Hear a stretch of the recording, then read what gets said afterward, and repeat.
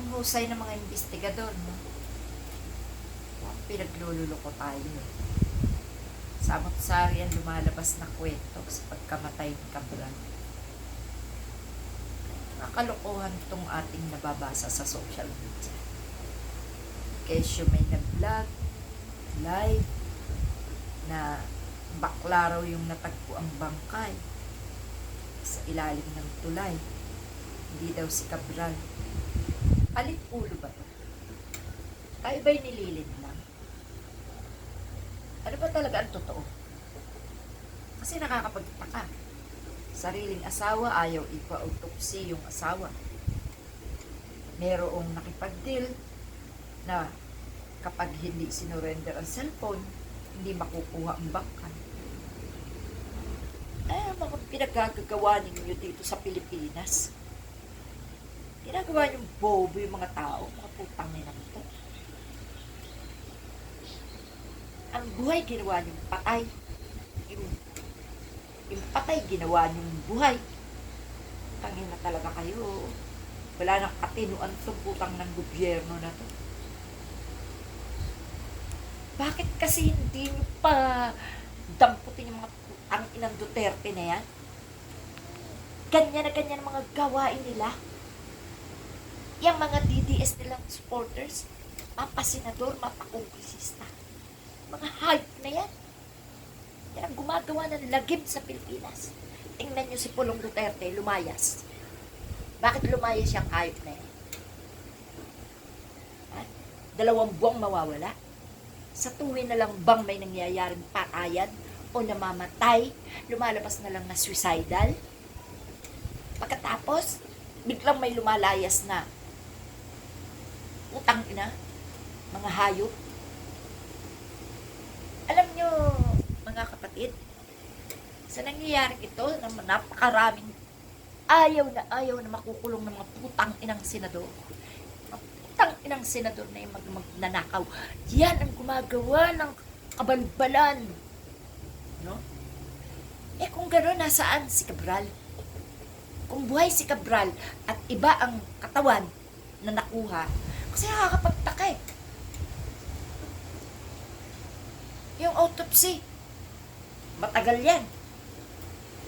Ilang araw din yan bago lumabas. Yung DNA test, mas lalong matagal yan. Yung pag-imbestiga, yung pagkuha sa bangkay, napakabilis. May pa-picture-picture pa.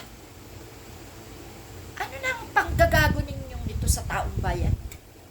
Ang ina kasi, lahat kasi ng magnanakaw na yan, ipagkukulong nyo na. Saka nyo na lang hatulan kung yan ay hindi guilty, palabasin.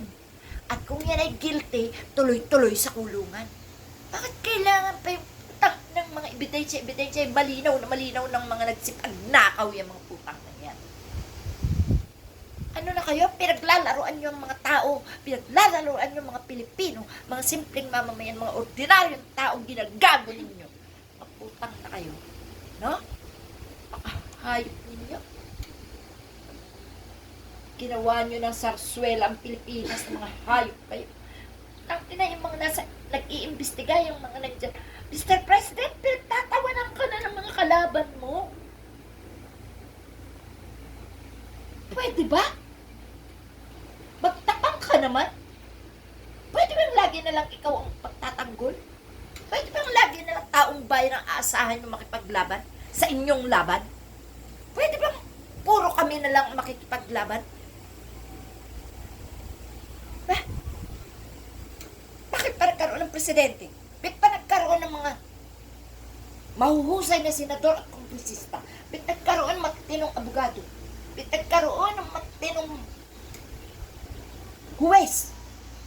Fiskal? May ombudsman? May DILG? May NBI? Ha?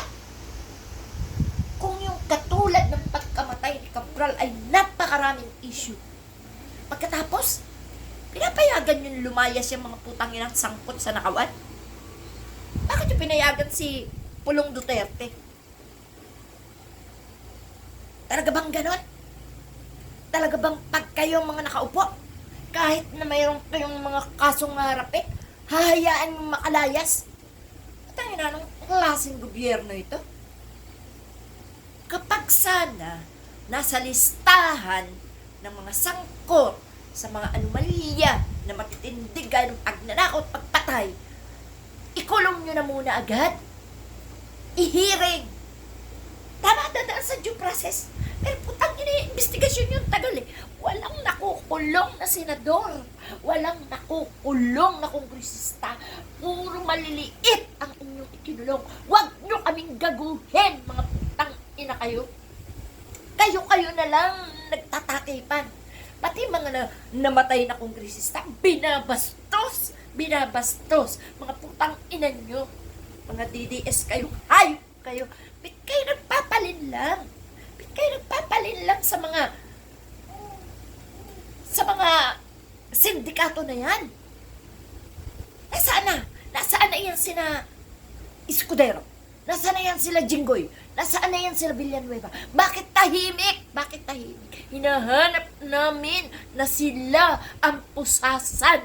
Hinahanap namin na sila ang ihiring ng ilang ulit. Hahatulan kung sila ay guilty or not guilty.